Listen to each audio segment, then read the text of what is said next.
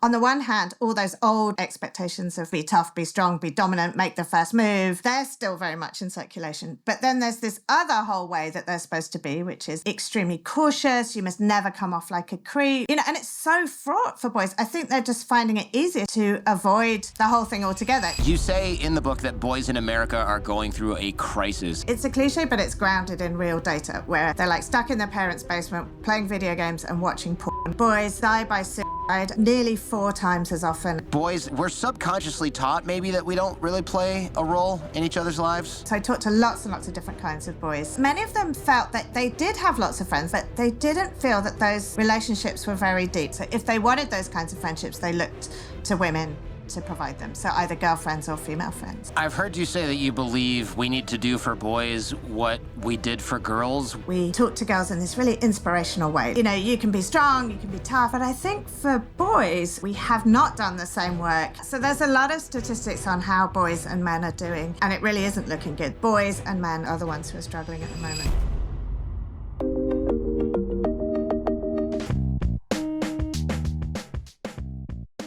I'm glad somebody wrote this book because having kids was probably always complicated, but somehow today it seems even more complicated. And I will say, older parents, they tell me, oh, I don't envy you having to deal with, social media or the internet or this or that and the other. So you're a self-described feminist, but also a mother of boys. And I would imagine when that happened, things got a little more nuanced, eh? I suddenly saw things in a really different way when I had sons. It seems like, and I know that not all feminists hate men. In fact, I'm sure it's kind of the opposite. But I'm sure it got less black and white once you had little boys of your own. Because, I got to raise good sons. Tell me what that was like for you.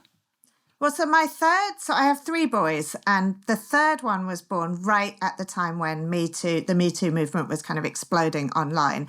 And I think it brought up some really conflicted feelings for me because on the one hand, there was this feminist part of me that was like, yes, finally, women have a voice and we're like calling out this like male bad behavior. But on the other hand, there was a big part of me that was like, oh, I'm a mother of 3 sons.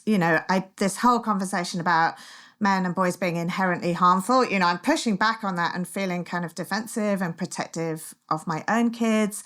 Clearly we're doing something wrong on a kind of systemic level that is allowing this to happen, this kind of male bad behavior. But what is it? And it just sort of, and having sons, it has challenged me in lots and lots of different ways in terms of nature versus nurture, in terms of my own views about whether gender is socialized, in terms of like the idea of male privilege and who has it easier and those kinds of things. I think that I've realized that these things are a lot more complicated than I had allowed for. It must have been interesting learning how the left viewed men versus how the right views men. I've found this quite enlightening, if you can say that, with respect to politics and men. I didn't really expect that. I don't feel like I had that growing up. Yeah, I think something happened. I think there was always a sort of tendency in that direction maybe, but since the Me Too conversation and this whole sort of wider conversation about toxic masculinity, it is as if society kind of fractured a little bit on gender lines. And so it's not that, obviously there are many individual like conservative women and progressive men, but as a cause, it's like the right kind of took up the cause of men and boys. So like when you hear people talk about men's issues or boys' issues, it sort of has this like right-wing coded sort of flavor. And when you hear people talk about women's issues and girls' issues and supporting women and girls, it sort of seems like a progressive cause that we're talking about. And so I wanted, I'm a feminist, I'm from the progressive left, and I sort of wanted to look at boys and men's issues through that lens and just sort of try to make it stop being such a kind of partisan thing. So, smash the patriarchy after rocking it gently to sleep, maybe? Yeah, well, I have this line in my book. This is like when I have my third son in my arms and I'm feeling all these really conflicted feelings because it's like the feminist part of me is like, smash the patriarchy. And the mother part of me is kind of really conflicted and like, as I wrote in the book, I just want to wrap the patriarchy up in its blankie and read it a story. And I think by the end of my journey, like researching this whole thing, I felt that actually those two things are not in conflict. I think the patriarchy harms both women and men, girls and boys, and the same system that oppresses women also brings a lot of harm and oppression towards men and boys as well. I think that it is a complicated and nuanced thing. And I did have my preconceptions challenged in lots of different ways. So before people switch off this show because you said smash the patriarchy 4 times in a row, or 5 if you count mine, tell me, though, I actually read the book. I really enjoyed it. I think, and I'm not a totally smash the patriarchy guy all the time, as you might. I don't think about it a lot, I guess. It's not that I disagree. I don't even know necessarily what that means. That's a topic for another show. But you say in the book that boys in America are going through a crisis, and I wonder what you're seeing out there, because I would certainly agree, and you're not the only voice saying, hey, wait a minute, this isn't looking good. Yeah, so there's a lot of statistics on how boys and men are doing at the moment, and it really isn't looking good. So boys die by suicide around nearly 4 times as often as same-aged girls and women. There are serious mental health problems. Boys and men are becoming increasingly isolated and lonely. The statistics for loneliness are really shocking for boys, at this generation of boys and men. They're spending more time on screens. They're not going to college in nearly the same numbers as girls. There's this whole failure to launch phenomenon. I don't know if you've heard of this. We'll get into that. I took some notes on that. Right. So it's this idea that like boys are like stuck in their parents' basement. You know, it's a cliche. It's a cliche, but it's grounded in real data, where they're like stuck in their parents' basement, playing video games and watching porn, and not finding partners, not going off to college, not finding a job, you know, just not launching into adulthood in the same way that young women are. And they're underachieving in school. And so there's a lot of ways in which boys and men are not thriving at the moment. Yeah, the college thing, I've seen there's a massive educational gap between boys and girls. Obviously, even in STEM, women have more AP classes now. There's more women are going to college in far greater numbers than men. I don't have the stats handy. I don't know if you happen to have those memorized or handy somewhere, but men are more likely to drop out. And like you said, that failure to launch, you can't drop out if you're in your mom's basement playing Xbox all day, right, and watching porn, like you said. So that is not good. I mean, when you hear of one person doing that, you just think like, ugh, what happened there? But when you hear of significant numbers of people doing that, that is a recipe for disaster. Yeah, and it's very focused on boys and men. Like, for the most part, girls and women are doing pretty well at this moment. I mean, you know, there are many barriers still in, you know, existence. There are many ways that this society is still extremely sexist and girls and women struggle. But in those sort of statistics where it comes to like college enrollment, finding employment, doing well in school, you know, boys and men are the ones who are struggling at the moment. I read that parents spend more time teaching pre-academic skills to girls. And look, first of all, girls will actually sit still for that. So I do have a little bit of sympathy. I mean, I beg other people for their sympathy because that's me. I'm like, what am I supposed to do? He's moving all the time. But yeah. Right. And that's what makes it so hard. Yeah. Yeah, absolutely. And I think that there's this like real gap in the data. So there's this problem that by the time boys start school, they're less ready for kindergarten, both in terms of pre-academic skills and in terms of behavioral skills than girls are. And there's all this data that shows that, like, right from the beginning, you know, right from the age of, I think there's research has said from 6 to 9 months, parents spend more time, you know, doing letters, singing songs, reading books, et cetera, to girls than they do to boys. And I think part of that is to do with, yes, girls, the physical activity level of boys just is higher as a group. Not all boys, not all girls, et cetera, but as a group, boys are just more active and less likely to sit still. So there is a piece of that. But I think there's also a piece of just like what we project onto boys and what we believe that they need, who we think they are, and sort of our own preconceptions about how to socialize them. So would boys get the message that learning is for girls, or is that kind of an overstatement? Yeah, I think boys are getting the message that like school is kind of somehow feminine or feminized. And, you know, there's data on that. There's all these studies that show that like by the age of 5 or 6, boys have already internalized the idea that school is like girly, you know, that school is something for females. And I think you see it in popular culture all the time. Like you look at, I don't know, you just look at books and movies and stuff. There's this trope of the school-hating boy. You know, I don't know if you've got to that stage yet with your kids, but like all these books that I read my kids, it's always the boy who hates school and the boy who's like badly behaved and the girl who's like loves school and into her thing. And, you know, Harry Potter, you see Hermione's like this swotty kind of like school focused girl and Harry's this like slacker, genius, but a slacker, you know. Mm-hmm. Yeah, that's tough to fight, especially when it's baked into the culture. And I definitely want to get into that in a bit. There's a study, or at least data in your book, that shows the more a boy views himself as masculine, the lower his grades are in subjects aside from math, which is weird. Why? Is math for boys? Yeah, so I think math is like a boy-coded subject. You know, I think there is still this like cultural cachet to being good at math if you're a boy, but there is not when it comes to like reading or humanities or literature, you know, those kinds of subjects. So, yeah, so this kind of idea that I think there's all these kinds of ideas about how we deal with this underachievement problem in boys' education. And one of them is like, we need to go more down the boyish route. We need to give them more like boy stuff and teach everything through the medium of weapons and competition or whatever it is. And actually, I think that those masculine stereotypes are actually damaging to boys in school because, yeah, if the more that boys conform to like masculine stereotypes, the less likely they are to do well in school.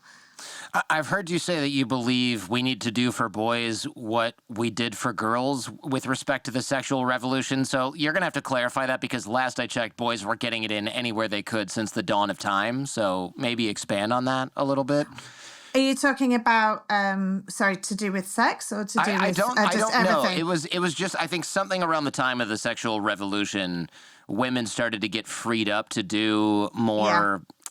to take on different roles, perhaps, to maybe have a career because they weren't going to accidentally get pregnant and be down for the count, career-wise? So I think we have done, like, this work is not finished with girls and women, and I don't want anyone to think that it is, but I think we've done a pretty good job of, like, looking at sexism and the ways that we've held girls and women back and we've boxed them into these roles. So now there's this whole... idea that we talk to girls in this really inspirational way. Like, you can be a scientist, you can be the CEO, you can be a Supreme Court justice, you know, you can be strong, you can be tough, you can take on all those like traditionally masculine attributes. And we've done a lot of work in like looking at the kind of sexist messages that there are for girls embedded in like books and in movies and stories and like calling them out.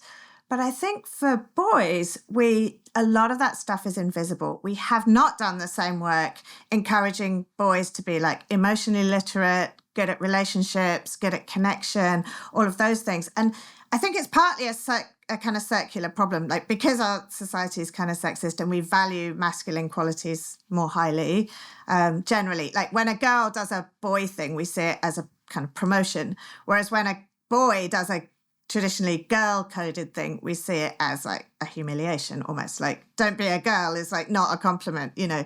But like, oh, she's just like a boy, I think can be seen as kind of a, you know, almost a, you know, an aspirational thing for girls. That's true. And it starts really young too, right? Yeah. If your girl loves riding bikes and throwing mud pies at the guys and snowball fights, it's like, oh, she's a little bit of a tomboy. That's our girl. Yeah. But if a guy is like really into dance and ballet and gymnastics, I think some people would be like, oh, that's kind of weird, huh? Or does that worry you guys at all? Or have you tried soccer with him or whatever? Right? It's a whole thing. And people feel really squeamish about it. And I think dads in particular feel really squeamish. And probably because they grew up knowing firsthand what it meant to do girly things as a boy and what the costs are. You know, I think a lot of men and boys realize that there are real costs to boys for behaving in sort of feminine coded ways. And so they want to protect their sons from that. Yeah, I can understand that. I think it's a little bit misguided, but I can understand that. I mean, telling a kid not to do things he's interested in and enjoying because adults think it's kind of gay, bro, is really dumb. But that's a whole different tangent. My even down to emotional communication, the way that my kids are so different in the way that they communicate, right? So Jaden, my son, he gets really frustrated and sometimes he'll hit if he's really pissed off, right? And he screams. Not that my daughter doesn't scream, she's 2, but she routinely, they'll get mad at each other, and then she goes and gives him a hug, or she wants to talk about it even though she can barely talk, so she just kind of mumbles things and then goes and hugs people or tugs on people's clothes. It's very, very different. Like, if she's really upset, she'll yank on your clothes till you get attention and scream, and he will just like throw something at the wall and make a loud noise. I mean, and this is like when it's dialed up to 11. I'm not saying they do this every day, but you can really tell early on how kids communicate. And I think part of that is what you would accept. I hate to say it, I hate to admit it, but I think if my daughter started throwing things and doing what my son was doing, I would be kind of alarmed, actually. Yeah. Yeah, I think so. I think it's like a real combination of nature and nurture here. So boys' brains develop more slowly than girls' brains. We know this. And especially in the areas responsible for emotional self-regulation. So that's that ability to like calm yourself down, to like reflect on your emotions and, behave in a way that's not throwing the thing at the wall and like hitting someone. And that starts at birth. Like a baby boy's brain is born about a month to 6 weeks behind a baby girl's in terms of like right brain development, which is that emotional center. And so that, they start off at a disadvantage, and then we compound that as parents by the way that we nurture and raise boys and girls. So I think that's both about sort of what we do and what we don't do. So with girls, we tend to talk to baby girls more, like right from the beginning. There's studies that show that like parents will chat back to those early sounds more when their baby's a girl than when their baby's a boy. And we kind of roughhouse with boys more. So we sort of handle them differently. We jiggle with them and like throw them up in the air and say, all right, buddy, hey, little man, and, that kind of thing. Whereas we give girls more of that like gentle, emotional nurture, like right from the beginning. And it builds and builds and builds and builds and builds. And so boys start off at a disadvantage with those emotional self-regulation skills. And then as time goes on, the gap widens and widens. Yeah, you can really see that my daughter, who's 2 years younger than my son, is way ahead of, in many ways, where he was at the same age. And we're actually holding him back a year so he can do trans kindergarten, which means transitional kindergarten. Calm down, Florida. And it's something that he kind of needs, whereas I can't imagine she wouldn't be ready for kindergarten when the time comes. She's not even, in preschool yet. She's just barely starting. But there's so much that she's good at compared to him at the same age when he was the same age as she is now. And so you can really see how boys are treated differently and how they start off with a little bit of a lag, if you will. And I know that they're also boys are at a higher risk of serious antisocial behavior in adolescence. Do you think that's because of the way they're socialized? Yeah, I think it's a combination. So I think they do have, I think there are some sort of brain-based differences in the sense of they learn that impulse control, they learn that emotional self-regulation later. But I think there's definitely a way in which we don't teach them those social emotional skills. And so they, together, the combination sort of leads to, I think we give girls an emotional vocabulary in a way that we don't give that to boys. I think we teach boys that to kind of code their emotions as anger, so they tend to come out as behavioral problems rather than emotional ones. Yeah, we can talk a little bit more about that in a minute, because I know that's kind of the default way we treat behavior in boys. Boys receive less nurturing and less emotional communication and care, and I agree with that statement. I find it hard to break this habit. When my daughter whines that, like, oh, I fell, even if it's that fake cry, like, I hurt myself, in the living room, I give her that attention. And when my son pinches his hand on a Lego or something, or a toy, it's kind of a coin flip if I think he's hamming it up, if I'm going to give him the same level of attention. It's totally unfair. And I used to think it was because of his age, but I really don't. I can't honestly say it's only because of his age. And I think part of it might just be because he's a boy. And I do find myself saying things like, suck it up. It couldn't hurt that bad, in sort of a joking way, which I've never said to my daughter. ever. Yeah, and I mean, I've only got boys, so I don't have a girl to compare it to, but I definitely like find myself saying things to my boys that I'm like, I wouldn't say that to a girl. No. You know, just like I sort of dismiss his feelings a little bit, or, you know, and I try not to do it. And obviously I've been steeped in all this research for so long and I see the harms of that. But yeah, it's so natural. We all live in this culture. We've all been socialized as gendered beings. We all have, you know, ideas about what a man is, what a woman is, what a girl is, what a boy is. And so it's really hard. So much of this is unconscious. It's really hard to shift. It always feels like I'm swimming upstream. You know, he was crying the other day. These kids are going to listen to this in 25 years and be like, why did you air all this dirty laundry? You were toddlers. It's fine. It's for your own good. All right, just a quick break. I'm going to tell you about something that'll actually make your life easier. If you're thinking about starting a business or you already have one and maybe logo or branding design is not your strong suit, you're going to love Design.com. With Design.com, creating a standout logo is as easy as it gets. You just pop in your business name and your industry, and in seconds, you're going to get thousands of custom logos to choose from. Every design is handcrafted by top designers and exclusive to Design.com, so you're getting something unique. Once you find a design that you like, you can customize the fonts, the colors, the layouts to make it yours. Then you download all those assets and you're good to go. And Design.com doesn't just stop at logos. They've got tools to help you create all of your branding materials, from website to social media posts to business cards, all perfectly aligned with your brand. If you already have a logo, you can upload it and you get instant access to thousands of design templates that actually match your brand's look and your color scheme. So this tool saves you a lot of time. It lets you focus on growing your business instead of getting stuck in the weeds with marketing materials. With a 4.8-star Trustpilot rating, Design.com is legit amazing. It's run by a friend of mine. The company's been around for a while. They really do care about their customers. Try it for free at design.com/Jordan. That's design.com/Jordan.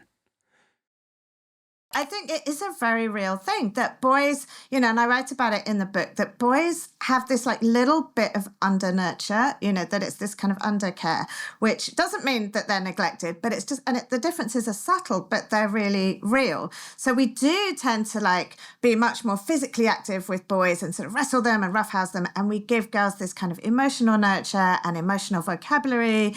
And then also like the kind of role models that we expose them to. So as boys get older, we give them, you know, and just by default, they end up seeing so much content, which is about competition and battles and fighting and, you know, all of those sort of shows and video games and books that they have, which are kind of human interaction is like a competition. It's combative. Someone's a hero, someone's a villain, someone wins, someone loses. Whereas girls get all this stuff, which is, you know, friendships and relationships and what to do when your best friend is sad. And, you know, and by the time they're 5 or 6 and they get to kindergarten, the level of social and emotional skills is really different.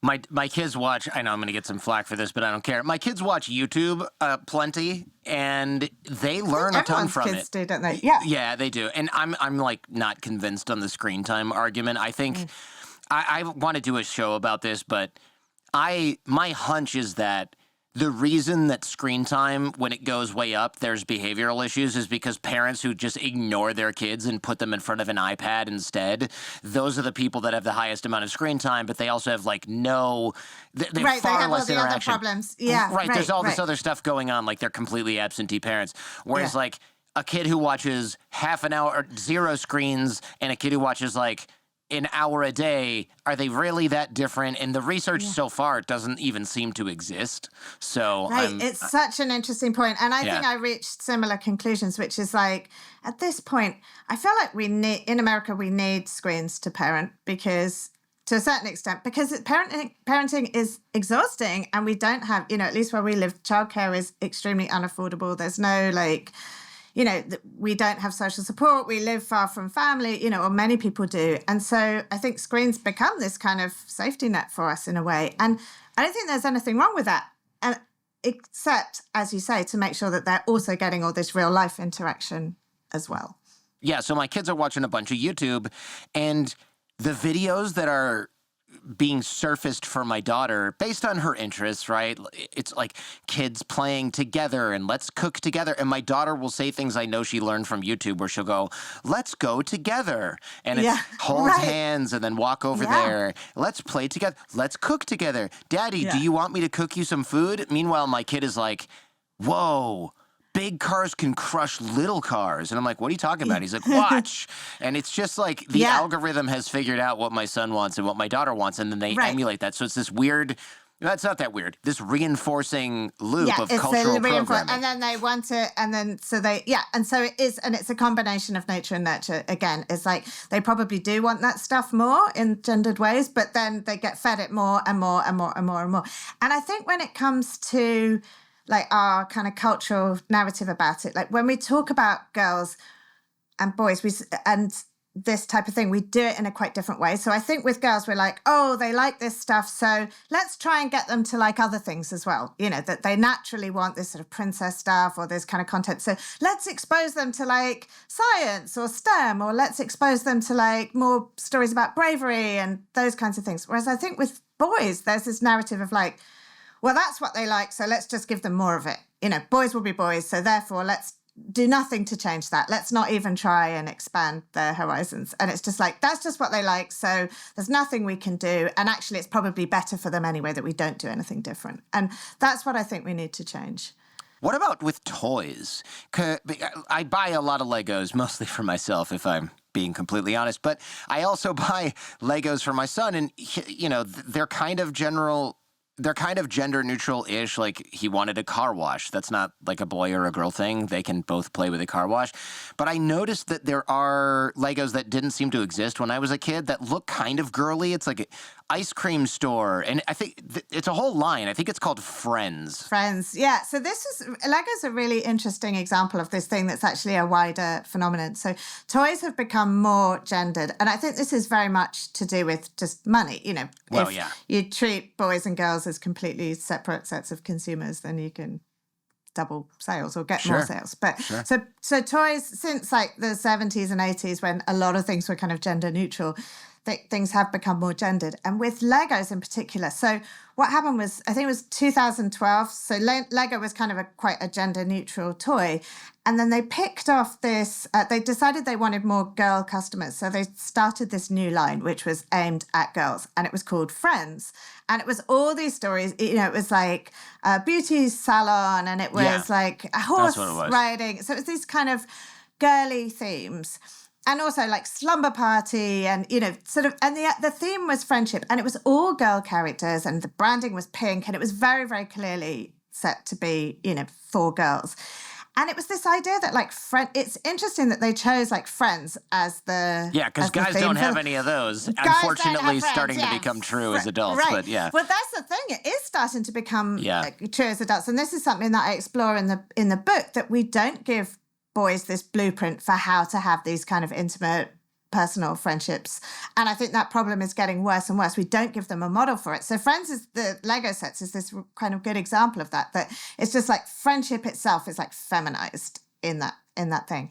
And then and at the same time, like while that was happening, the sets that were marketed towards boys became more and more violent. So there's this data that shows that like back in the 70s, like I think it was like a small fraction of the sets had any kind of weapons in them, and they were basically these kind of like obscure medieval weapons that you had to you'd have a pirate, Google. And the gun looks like a horn. It's got that big sort of wide opening, and it's one of those flintlock pistol things, and it's like it's cartoonish, right? It's cartoonish, right? You'd have to Google the weapon to be like, what? How do you use this, or what is it? Yeah, the big gray sword, like that just sticks straight up, and the guy stands there with the castle. Or like nunchucks or whatever. But then. But now it's something like over a third of the sets have weapons, and they're almost all guns. So it's really changed. Like the boy toy universe has become more and more aggressive and violent. And there was this graphic that this author, I think her name is Crystal Smith, did this graphic where it was like the words that were in commercials marketed to girls, and the words that were in commercials marketed for toys marketed to boys. And the girl word cloud was all like love, fun, friendship, you know, those kinds of words. And the one to boys was like weapons, enemy, battle, stealth, you know, and the only one that wasn't to do with violence was vehicles. The only word in that word cloud. And so it's just we have made the boy universe more aggressive and more caricatured and more kind of masculine in that sense over the last decade or so. It's almost, I want to push back a little because when I was young, I had so many toy guns. And they looked real, and they stopped making them because kids were literally getting shot by the police because they would walk down the street with them and go to McDonald's, and that somebody would think that they were going to rob the place with an Uzi, right? Right. And I don't see any of that anymore. I mean, I see Nerf stuff, but it's all, again, cartoonish in color, and it's massive and silly looking. So while we might have Lego Avengers and there's a laser pistol, we're not playing with literal rifles that just are basically the real thing without a firing pin. Yeah, I think that's a very fair point. Yeah, I think that the sort of landscape of toy guns has changed in that sense. But I think it's just sort of the kind of what I'm talking about is toys, but also the sort of narrative universe that surrounds toys. So it's like the movies, the shows, the video games, the merchandise. You know, it's this idea that like human interaction is this competitive, violent thing, basically. And that's the message that boys get. It even shows up in bullying, right? Because boys, the way if memory serves, the way that boys bully or are bullied is usually physical, right? You're shoving each other down, you're tackling each other. With girls, it seems to be quite a different story. I mean, by the time girls are fighting, somebody's got the video camera out. It's usually more subtle and quite... Frankly, it looks way worse. I'd much rather get tackled on the playground and then everybody forgets about it and you got a little scrape than be getting, like, hate mail on my phone when I'm at home. Oh, really? I'd take the hate mail, I think. Really? You're a woman and I'm a man. Maybe our bullying is like appropriate for us. Yeah, exactly. We all get the bullying we need. Yeah, I don't know. I mean, I the idea of being like beaten up on the playground is really scary to me. Whereas the idea of like I mean, it's awful. No, it's all awful. You know what? It's all awful. So yeah. I guess so. I feel like it's easier as a guy, it's easier for me to think about what it would be like to be attacked on a playground and then just kind of not have to worry about it anymore. But is that the case that you don't have to worry about it anymore? I think people do get repeatedly physically bullied. Clearly this wasn't that bad for me or anyone else in my school. Well, I shouldn't speak for other people. I don't really think I was bullied. I just remember rough and tumble play and like getting in fights. I remember that stuff. But it couldn't really follow me home. Nobody was going to come to my house and do anything. But with the bullying now, where it's like mostly online, it's really terrible. I can't remember who I was talking about this with, but there was a chat group. This is from another book, but there was like a WhatsApp group, and it was called Everyone in the Class But Mary, and it was everybody in the class but Mary, and they did that because they don't like Mary, and they decided to make her. Yeah. I know, isn't that terrible? I remember that. I probably read that book a year ago, and it was so awful. God, that's heartbreaking. Poor Mary. Yeah, right. I mean, there are some terrible stories of bullying. I think of all types: physical, emotional, verbal. You know, bullying is a terrible thing. I'm only bringing it up just because it does seem like the differences that you would see in the toys are almost similar to the differences you see in bullying. So it really is baked into our culture and into our psyche. Speaking of emotional communication or emotional bullying, men seldom talk about depression or actual real problems. And I think we're subconsciously taught maybe that we don't really play a role in each other's lives. I'm not totally sure. What do you think? Yeah. Well, so I think this is absolutely right. This is one of the biggest kind of findings that I found, that when I interviewed boys, so I talked to lots and lots of different kinds of boys. And one of the biggest themes that came up for them was loneliness. So this is sort of adolescent and above college age kinds of boys. So many of them are like really genuinely quite isolated at the moment. And there is like data on that adolescent males are becoming more and more actually isolated. But many of them felt that they did have lots of friends, they did have buddies, but they didn't feel that those like relationships were very deep. Like they felt like they couldn't talk to them about personal problems, that they couldn't be emotionally vulnerable, that they couldn't be kind of show any kind of weakness, and those friendships were kind of slightly competitive. And one of them described it as, what was it, a hostile interaction disguised as a friendship, or oh man. Another guy described it as like an unsupportive support system, like his buddies. And so this, and I thought that they would say to me, but that's just the way we like it. That's just what we want. But actually, they weren't saying that. They were saying, actually, I'd really like to have deeper, more connected friendships and relationships, but I don't know how to do it. And I feel like they would laugh at me. And I feel like I can't really access that with my male friends. So if they wanted those kinds of friendships, they looked to women to provide them. So either girlfriends or female friends. Yeah, it's such a shame. It's a role we try to play for our listeners on Feedback Friday where people write in for advice. But obviously, parasocial relationships do not fill that kind of gap. And Gabriel, who's my producer, he's my producer and best friend, and he's a very sort of sensitive feeling guy. You know, he's so emotionally intelligent, one of the most emotionally sort of switched on people that I know. And I've known him for a long time, but we've worked together for a long time too. And he'll call and say like, I just want to say that we really crushed that episode, and I'm so glad, I'm so grateful to be your friend. And like that's the first, lovely. it is. But the first time he did that, I was like, what's this guy want a raise or something? Like, what the heck is right, this? right. What's wrong with him? Yeah. Yeah, what's wrong? Yeah. And then I remember being like, are you okay, bro? Like, you don't do anything rash. Right.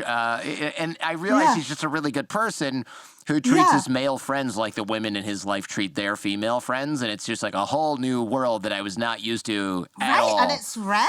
I think boys, are a bit like, oh, well, what do we do with this? And they don't know how to respond to it. And I think they don't have a model for it. It's all the stuff that I talked about, you know, the stories. Girls are getting a million stories. You know, one of the things that I write about in the book was that I went into the bookstore with my sons and I saw this magazine, and it was like so obviously like aimed at girls. It had this like pink sparkly cover, and it was like friendship bracelet giveaway on the front, and the whole thing. I was like, you know, it's like, stay away, boys, do not look at this thing. And then I opened it, and the main story was this story about this girl, and she'd been invited to these 2 birthday parties that were happening at the same time, and she didn't want to disappoint either friend, so she was like running between these 2 parties, pretending that she was a guest at both, and then sneaking out and going to the other house and doing the games there, and then sneaking back to the other one.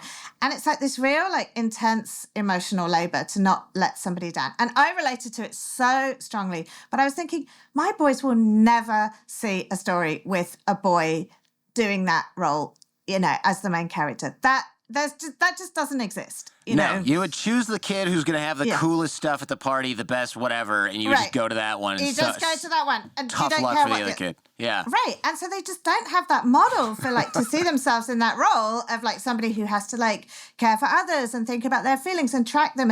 And so, you know, a lot of women, you know, I don't know, but I feel like a lot of women reading that story, and there's this sort of pushback of like, oh God, it's kind of a burden to do that much emotional labor. And I think a lot of women are getting fed up with that role. But it is like very much at the heart of being a connected human as well, you know, to take an interest in other people's feelings and to track them and to do things for other people in that way. And I think we're seeing like down the line that men are in this loneliness crisis. They don't have the friendships that they want to have. They feel isolated. They feel like they don't get the support from their friends, and they don't even know how to go about doing it. No one's taught them, you know. Well, so there's barriers and... No, it's hard. It's hard, Ruth. When I imagine calling one of my guy friends and saying something like, "Man, I love you, man. You're an awesome person. I want to know what's really going on in your life." I feel so intensely awkward. I am physically cringing just thinking about doing something like that to an imaginary person. And I mean, but that just shows, doesn't it? Like what the barriers are. So it's like, on the one hand, you're like not taught those skills, so it's like absent. But on the other hand, you're given this really strong message like, don't do that. It's gay, it's feminine, it's like there's homophobia in there. There's like, I don't mean you personally, but like in the culture. No. It's just culture, it's true. Because if I were 18 right now and you told me to do that, I'd be like, that sounds gay, bro. That's what I would have said, right? You don't say that anymore. I'm an adult now. I don't talk like that. But it's in there. It's in there somewhere. Yeah. Right. There's a comedian named Bert Kreischer, and I was on his podcast a million years ago, and I was telling him about texting people and keeping in touch, and he texted his gun dealer live on his podcast, and he I don't know why he said this, but he was like, "Hey, man, just thinking about you." He turned purple because he was laughing so hard. I was actually worried about him because I thought he couldn't breathe. This is how alien this stuff is to us, right? It was so incredibly awkward that he almost died. Yeah, I mean, it sort of doesn't surprise me. I mean, like, so here's an example. I have a book group, you know, it's like a mom's book group. And I feel like every mom in the area is in a book group. And like, we talk about the book for 5 minutes and then we talk about our lives and our marriage and our whatever, you know, and that's the way it goes. And like, my husband was like, oh, maybe I'll join a book group too. Maybe I'll start a book group. And one, there are no men who want to be in a book group. And then they did form this book group. And I think they just kind of stared at each other because I don't think they really knew how to, Right. like what do we do? Did you read the book? Yeah, man, it was pretty I good. read it. Yeah, I thought it was good too. Yeah. Anyway, all right, see you well, guys next week. Yeah, right. Exactly. And just like, that's how it it. would go. And they just like didn't know what to do. And I'm like, I think that men often are like, oh, well, I don't need that stuff. But actually, when I talk to boys, when you get past that barrier, they actually really do need that stuff. They really do. They crave connection. Of course. And honestly, a book club sounds fun. I would need somebody to facilitate that, though. Because do you read it? Yeah. What was your favorite part? I mean, I talk for a living, and I'm not sure what I would talk about in a book club meeting like that. Right. So if you can't do it, then who the hell can? Somebody's got practice. Somebody's got a cheat sheet somewhere that I need to borrow. I know this is socialized out of us. We sort of covered that, but how drastic is this? I know that boys' ability to relate emotionally decreases as they get older. Do you kind of know when that starts and to what degree this happens? So I think it starts like right from birth, actually, that process of like masculinization and desocialization. But there is research that shows that like at age 4, boys and girls actually have similar-ish levels of empathy, but the gap widens and widens and widens as they get older. And so by adolescence, it's really quite a big gap. And that suggests that there's a big socialization piece to it, And I think, what I've found since this book has come out into the world, I thought, this book it's called BoyMom, and I thought, only women will read this book. Like I've just accepted this, that, it's got the word mom in the title, so no men will read it. But actually, men have been coming to me, and I've been having a lot of emails from men saying, actually, I feel very seen by this, and I really want more connection in my life. I don't know, I didn't have the words to articulate it, but, this has really helped me, to understand what's happened. To be fair, the men reading your book, probably a bunch of nerds like me, but whatever. You take the sample where you can get it, right? It's true. No, it's true though. There's really a lot in there where I was like, oh yeah, that's definitely relates to me, relates to my kids, relates to my circle of friends. I know earlier we talked about failure to launch. So this is the guy in the basement watching porn and playing video games all day. Why is this increasing? What's going on here? So I think there are a lot of things going on there, and some of them are old problems and some of them are new problems. So I think the sort of old problem is what we've talked about, which is like we don't teach boys those kind of relational social skills. And I think we give boys, I write in the book about this, I think we give boys this notion of that they're this kind of like this main character syndrome, this kind of hero's journey, that they're like this, that they have to be this special, stunning, amazingly successful, emotionally bulletproof, physically tough, like action hero. Yeah. And it's this like standard of like impossible masculinity that they have to live up to. And I think it does two things. I think it makes them feel a little entitled. So I think it makes them feel like I'm too good and too special to do all the boring things like my laundry and like study for my social studies test or whatever. So a little bit entitled, but also a little bit inadequate, that feeling of like shame that there's this standard that they have to live up to that they're never going to quite meet. And this was like a really pervasive theme with the boys that I talked to, that they felt that there was this like gap. The standard that they were supposed to aspire to was impossible to meet. And they were never going to get there. Any human, no actual human will ever get there because it's like a caricature. It's like this action hero, tough guy that, there's always going to be this loss. And so I think, partly boys are becoming more avoidant. So now we're in the digital era. So they have this other option to kind of avoid real life in that way, to avoid those sort of tedious things. So they do have the option to like be in their room, like playing video games, which they are able to live out those like hero fantasies in video games. It's not real, but they can embody that, that character. That's interesting. I hadn't thought about the video games replacing the real life hero's journey. I just thought it was like a, escapist thing, which it is, but I think you're it's right. both. It's it like, plugs in really well. Yeah, it taps into those feelings of like, I can't be this in real life, but here I have this opportunity to like be this thing that everyone's telling me that I'm meant to be. I think that, and also the digital, I think that we have a very difficult story that we're telling boys at the moment. So, we're in this like So I call it this like little micro generation of boys, which is the boys who were like going through puberty when the Me Too movement kicked off, or sort of exploded online, are now like 18, 19, college age. And so they've had their whole adolescence sort of in the shadow of this conversation about toxic masculinity, that they're harmful. I think we're in this state of flux. So on the one hand, all those old like expectations of masculinity and be tough, be strong, be dominant, make the first move, all of that, they're still very much in circulation. But then there's this other whole way that they're supposed to be, which is like, be quiet, men, you've had your turn, time to be silent, you're so privileged. And also you have to be extremely cautious. You must never come off like a creep, and it's so fraught for boys. I think they're just finding it easier to just avoid the, especially when it comes to sex and relationships, to avoid the whole thing altogether. They have the option to just watch porn in a way that no generation did before. And real world sex comes with so much cost and so many fraught feelings that it's easier just to avoid it. I think you're right. I mean, looking at some of the notes from your book about consent and stuff like that, I mean, look, obviously sex should be consensual. I feel the need to put that disclaimer on here. But there's a lot of stuff that happened in college where, like, I laugh about it. Like, the women that I still am in touch with, we kind of laugh about it and stuff now. But I'm like, oh, if we weren't totally well-adjusted, normal people, one of us could have said that sexually assaulted the other one. Because I remember like being really drunk and my girlfriend basically like just, doing whatever. And then we kind of like laughed about it. But, technically sexual assault. Right. I'm technically a victim of sexual assault. But like, nobody cared back then. It was just kind of like, I know. We didn't have the language for it. We didn't know. And, I look back similarly and, something that absolutely would have been viewed as like a rape.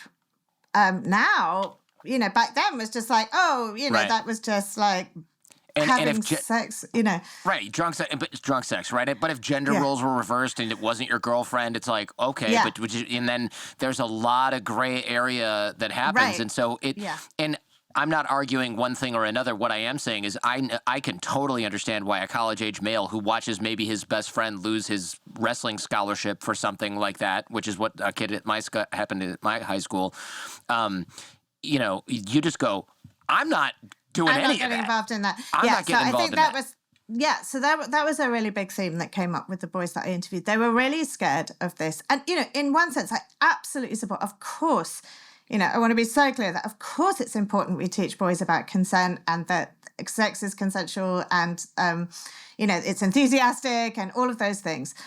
But I think that in some ways, boys just don't know how to behave sexually or like in relationships or kind of in the world. Because on the one hand, it's like, be masculine, be dominant, make the first move, be a real man. They're still being told all that. And the other one, it's like, don't ever overstep because you'll be seen as a creep. And you'll go to jail or go to jail or lose your whatever. Yeah. And so I think a lot of them are just like, actually, it's just easier for me to just avoid this. So it's never been harder to have sex in the real world, and it's never been easier to like get it online. So that's the combination. Really good point. Yikes. Yeah, lots of focus on the negatives of masculinity as opposed to the positives. I'm not one of those guys who thinks, well, I think there's plenty of people who agree with me. That I do not think manliness is inherently toxic, and I don't think... No, do I. I know you don't, but here's sort of the straw man that I think a lot of people do is they hear the term toxic masculinity and they go, oh, so being masculine is toxic? Nobody said that, Mr. Reading Comprehension. But, fine. But then they seize on that, right? And then it's like, so I get it. You just want all men. You just cut our balls right off, Ruth. It's that kind of conversation. And you want us to be women. Yeah, and I think it's a really bad faith read of what I'm trying to say because I think the phrase toxic masculinity in its moment, I think, was an important phrase that named a phenomenon that we all recognized, the Weinsteins, all of the terrible things that came up at the time of Me Too. And it was, that phrase sort of had its moment that named a problem that was very real and is still very real. But I think it's kind of maybe outlived its usefulness because I think it sort of ends up shutting down conversations. And I think boys, especially you're talking about children, essentially, who are growing up in the shadow of this idea that they are inherently harmful, that they're just like these predators in waiting. We're just we're just waiting for them to assault somebody, and like the best you can do as their mom is to like limit the damage. You can't, it's not a positive message. It's like, it's a harm reduction message. And I think that's a really psychologically unhealthy way to grow up. I agree with you. I'm glad to hear you say that, because I know many people think we shouldn't focus on men at all, but on groups that have been traditionally marginalized. Okay, I'm sympathetic to that a little bit, but then we're just marginalizing men. And it doesn't matter that men have had advantages throughout history. There's men suffering now as per the data that you present in the book. So, like, what are we supposed to do? Be like, sorry, child who's maladjusted. Yeah. Your ancestors owned land in England. So, exactly. And also, I think that, the same. So, yes, male privilege is real and men have had advantages. Absolutely. But they've also, that same system also brings harms to them as well. I think that they are also like, men have everything except the thing that's most worth having, which is human connection. So it's like men have had access to power and to money and to status and all of those things, which are all important. And, we need to expand access to that. But they haven't had that like deep access to that intimacy, emotionality, that kind of world. And so I think, privilege and harm, they go together. It's not a simple thing. And I agree with you. I think this idea of like, okay, you've had your turn, time to be quiet. It's not helpful to anyone. Raising emotionally healthy and well-adjusted men helps everybody. One thing that I noticed that maybe was around when I was a kid, I mean, we had He-Man and stuff, Superman. Body shapes for men have been changing in media. And I know that women have been dealing with this since the dawn of television and film, right? Probably. So, or the Renaissance. People were painting women's ideal body shapes, and I don't know if guys had that same problem. I'm not sure. Yeah, Sculptures. I mean, this was a real surprise to me. This was like when the guys started talking about this, and when I looked at the research, I was like, oh, I didn't realize this, because like you, I've been like, oh, this is a problem for women. We've always dealt with these like body pressures, and every woman I know has some version of this, but. Yeah, so the kind of ideal body shape for men has been like pumping up and increasing. And like now you see it in toys like action figures, you see it in like CGI, like superheroes on screen. That, it used to be, you see it in online fitness influencers, that it used to be like G.I. Joe, that action figure, didn't even have like defined abs back in the 60s. But now is this like jacked, with these... Sure. Huge muscles, this ripped physique, same with the the Marvel superheroes. And so I think boys now are feeling like more body image pressure than ever before. And there's all these online influencers that are saying to them, do this weight training regime, and they will never be able to look like a CGI superhero because that's not a human being, And so I think a lot of boys are developing versions of eating disorders and are having, it's this sort of caricatured vision of masculinity that is becoming increasingly normalized. Yeah, man. Look, this stuff, if you think about it, it goes back more and more. Michelangelo's David is, 500 and some years old, and, that guy will make you feel insecure, depending on what part you're looking at, I guess. Yeah. So it's very interesting, though, to see this parallel with men almost at parity. I won't say we're quite there, because I think women deal with this crazy amounts of this, even from other women, whereas guys, I think they might make fun of a guy who looks like a weakling, but I think it wouldn't ruin your life, really, especially if you were like a good rock climber, but you were not as good doing. But you see these guys like Liver King. Have you heard of this guy? No, have you seen I Liver have King? not. Oh, No. man, let me do you a favor. Google Liver King. Yeah, Okay. Liver King. Don't know if I want to Google. Yeah. This is a guy who eats raw organs, and then he takes a shitload of steroids, but he lied about taking steroids, and he tells people that it's his supplement line that's giving him these muscles. I mean, this guy's like 50% parasites, and clearly some of them have rotted this man's brain, because it's really obvious that he is doing a ton of steroids. But the whole idea, he's not the only one who's just, looking like some kind of Frankenstein of a human, like an action figure or a video game character.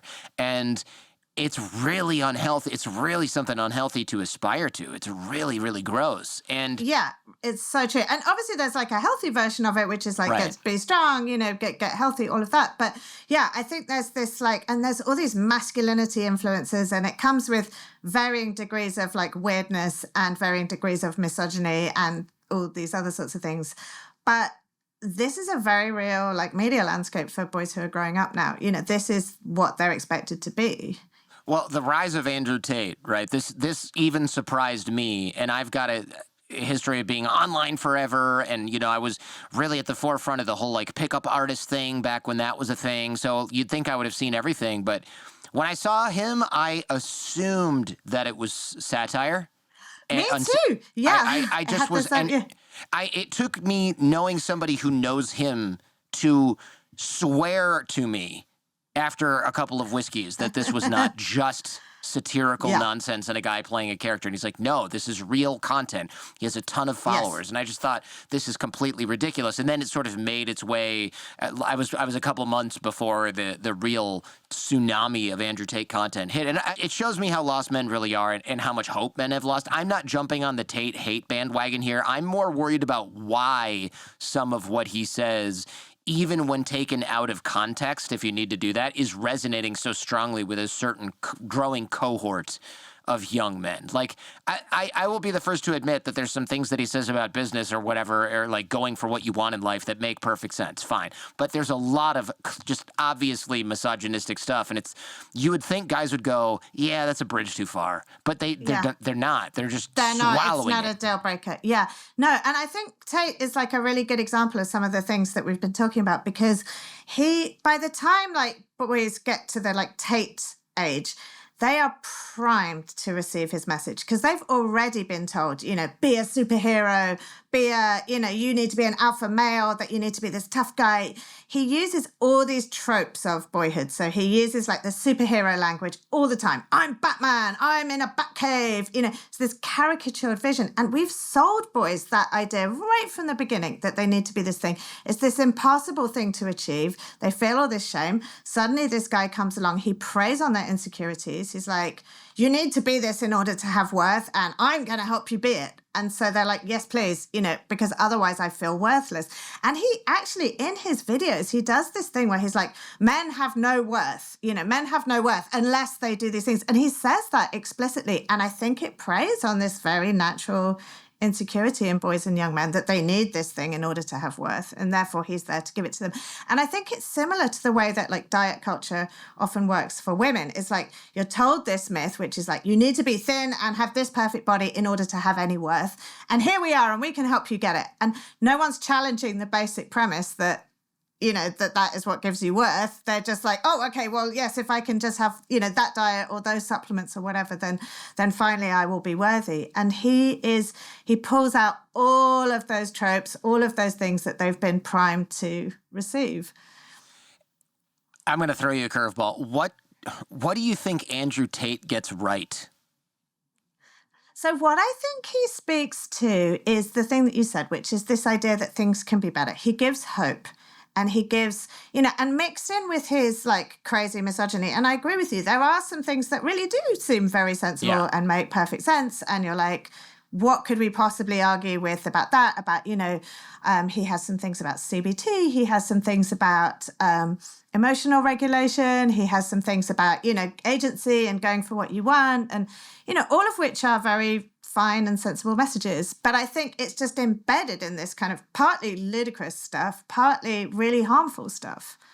I feel like this conversation would not be complete without touching on the whole incel phenomenon. Yeah. And ironically, not touching on incels is what creates incels in the first place. But let's define what an incel is. I think a lot of people have heard of this, but surely some are new to the term. Yeah, so incel stands for involuntary celibate. So it's these guys who want to have sex, but they can't for whatever reason. And generally, and so this kind of, it's an online movement, and it's at its fringes, it's been associated with a lot of like really extreme violence. So the sort of violent fringe of this has been, some of the major school shootings, some of the mass shootings. There was Elliot Rodger who was like went and shot a bunch of people outside a sorority house at UC Santa Barbara. So there is that fringe. But like mainly it's just a bunch of very lonely, very depressed guys who hang out online and talk to each other. And so I spent some time in incel spaces online on their message boards and their servers and all the rest of it.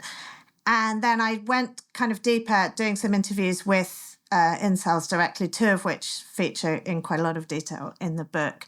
And I was, it was a really interesting and challenging experience, honestly, doing those interviews. And I had my preconceptions challenged quite a lot with it. Yeah, so tell me how.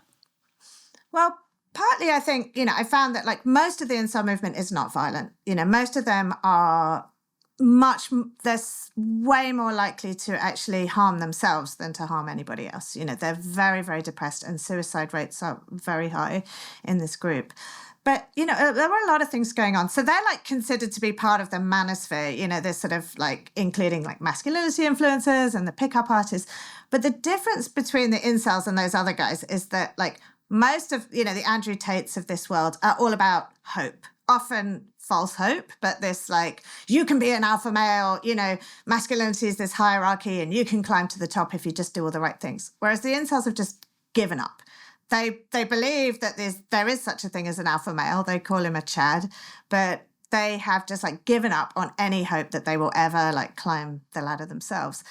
And I think that can go in a couple of different directions.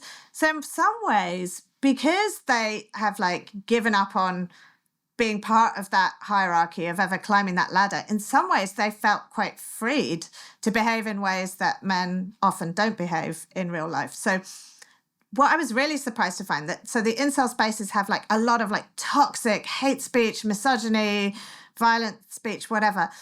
But they also have all this like tenderness and brotherhood and support in a way that men often aren't able to be in real life. So the interviews that I did with individual incels both said that they found real like belonging and connection and tenderness in those spaces, like real brotherhood almost. In a way, in some ways, it was like I had been searching, doing all these interviews with men. I'd been boys, and I'd been, looking for a place where men could feel, or boys could feel emotionally open with each other. And I did not expect to find it in like toxic masculinity central in the heart of the incel movement. But actually, in some ways, they were more emotionally open than most men, which was really surprising. But the other thing that felt like was happening is that they were dealing with so much shame. And, it's this idea of emasculation that they can never like meet society's standards for impossible masculinity.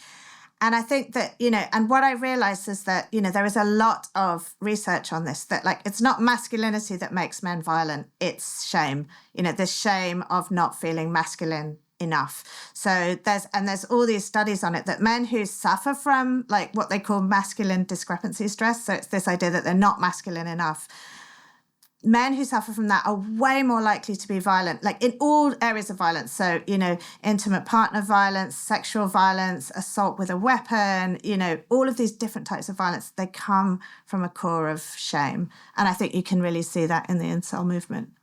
Yeah, the incel thing is quite...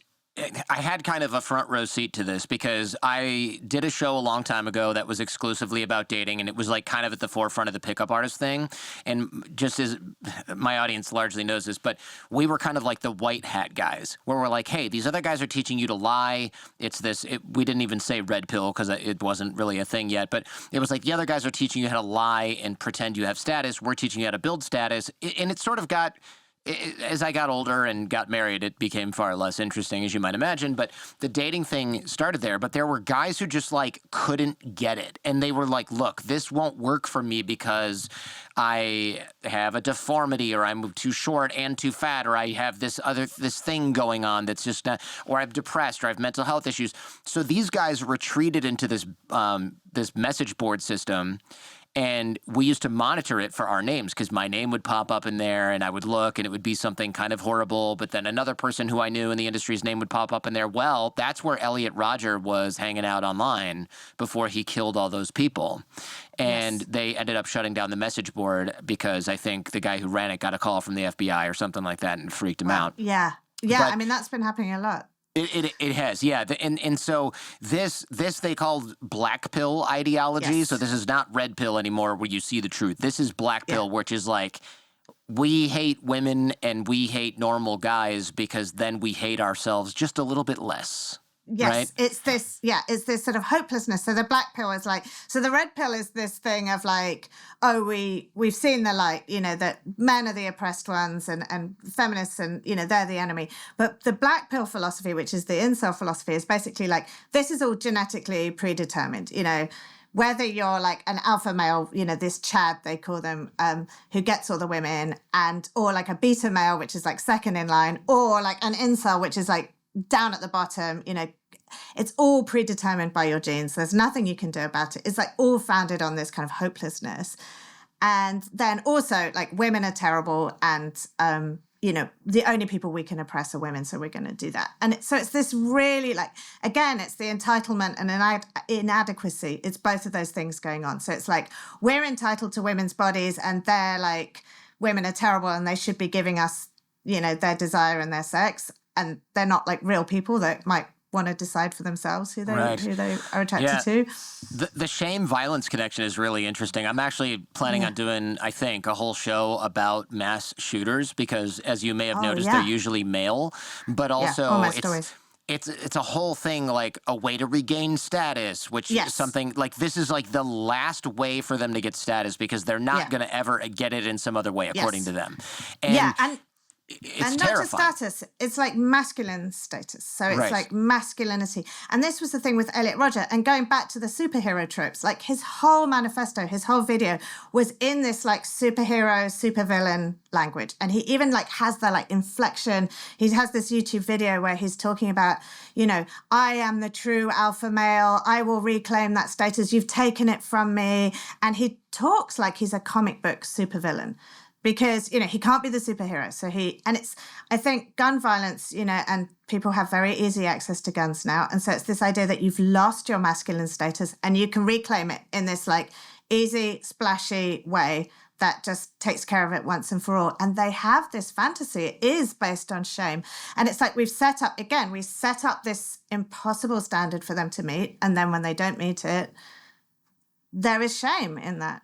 The more I read about that case, the more interesting it gets. So his mother, I don't know if you've seen this, his mother's recently started speaking out about mass shooters, which is a very brave thing to do. And she's not deflecting in any way. And she's just talking about like signs I missed, for other parents. Really interesting. But when you read the timeline of what this guy did beforehand, it was like he had dinner with his mom and sister and it was fine. And it was just like very strange, but there's a psychological element. There's an article in a magazine called Mother Jones, which is like this very sort of left-leaning article. It's really interesting. It's fascinating. And they call this like the reason he was so calm at that dinner, because his mom's like, oh, he's doing well. Like he's so much more relaxed. It's because he's accepted what he's about to do, which is kill all these people. But shortly before that, he had been at like some place and he had tried to push a girl off of a porch, but she flung him off the porch and he fell and like everyone laughed at him. So you can see so it's this shame cycle. Yes. You can see the villain origin story just taking shape as this article in Mother Jones describes it. And then he just goes, that was like the turning point where he, you can almost see if this were a movie, he's looking in the mirror and he's cutting himself or something. And then he starts laughing maniacally and goes out and buys guns and plans how to kill his roommates and everything. It's just totally bizarre. It's fascinating. And I think what I found when I was interviewing these incels is like, it's not this fringe, weird phenomenon. It's just the sort of extreme, but kind of quite logical conclusion of a lot of the messages that we're giving to boys about impossible masculinity, about shame, entitlement, and inadequacy. It's all there in these incels, but it's just a very extreme version of what's been going on elsewhere. I don't know if you use Reddit, but there was at one time a whole subreddit full of notes from incels, and a lot of them were suicide notes. Have you heard about this? So one of the incels that I interviewed, he was like, would you like to read these suicide notes? And I was like, well, no, not really, because, that sounds awful. But then at the same time, I was really kind of compelled because I think what he was trying to say to me is like, these guys' last words are not generally like, I hate women, women are terrible, No. even though there is a lot of that stuff on the boards. But it was really like, I hate myself. You know, there was just this profound sense of depression and shame. And so I did read a bunch of these suicide notes, and it's the same things. It's the shame, and it's the feeling of hopelessness. And it's also the feeling of sort of brotherhood with these incel guys. They all thank their incel brothers. They're like, without you guys, I wouldn't have been able to go on as much as I have.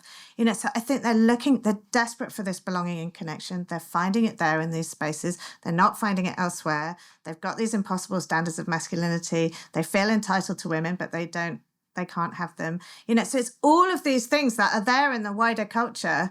It's just a very extreme version of it. And I think with boys and mental health problems, there's, you know, this is a huge thing that male mental health problems are underreported for exactly the same reason that they exist in the first place, which is that men can't connect, they can't express their emotions. So when the survey taker saying, you know, are you depressed? They're like, no, we're fine. So that gets marked down as, you know, not somebody not being depressed. But so there's this like invisible crisis of male mental health problems that, you know, we see in these online spaces. Ruth, thank you so much. As a parent of young kids, I do think this is a super important conversation for folks. And even people with older grown kids are certainly going to have thoughts and opinions on this as well, because they've watched all this happen and maybe have thought, I've dodged this bullet, or we had different bullets to dodge. And for those without kids, I guess this is what you have to look forward to. So enjoy that. You want to leave us with something positive? There's plenty of positive. The thing that I found really hopeful, actually, was that when I spoke to the boys themselves, you know, they were up against a lot of really difficult things, but I talked to many, many boys, and they were so smart and thoughtful and reflective and articulate, and they were so great, and they really wanted to talk. You know, they wanted to share this stuff with me. I thought they would be these monosyllabic, like grunting lumps. They were not at all. They were extremely thoughtful. So they gave me hope for the future. I think they're willing to talk. I think if we're willing to listen to them and hear them and not sort of shut them down in all of these different ways, then I think that we can make some real changes. I felt hopeful that we can change these stories. It's complex. It's not simple. None of this is simple, but I think we can make some real change. Ruth, thank you once again very much. It's been such a pleasure. Thanks for having me on the show. Thank you for checking out this entire episode on YouTube. If you want to follow up on this topic, check out our podcast feed or visit us on our website at jordanharbinger.com, where you can learn more about our guest and dive even deeper into what we discussed today. And remember, YouTube only has about a quarter of the episodes that we release here on the Jordan Harbinger Show audio feed. Any podcast app should have us. Check out the links in the description where you'll find access to all of our shows that don't appear on YouTube, such as Skeptical Sunday, where we debunk topics like crystal healing, GMOs, conspiracy theories, homeopathy, tipping, and even lawns to find out if they're backed by science and or logic. Also, our Feedback Friday episodes, where we help people escape from cults, get raises at work, and take all manner of questions from you, the audience, and some of that stuff is dicey. Every episode of the Jordan Harbinger Show has something useful that you can take away and apply in your own life and help you navigate what I know can often seem like the overwhelming and paralyzing challenges of modern life. Thank you for watching, and remember to like, comment, and subscribe.